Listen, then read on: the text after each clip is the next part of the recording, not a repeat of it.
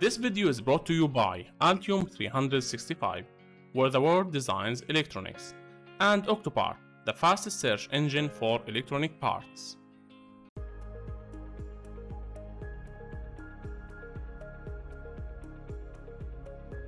Configuring the class generation.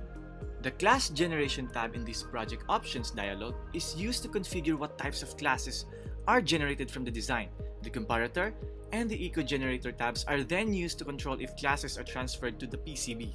By default, the software will generate component classes and rooms for each schematic sheet and net classes for each bus in the design.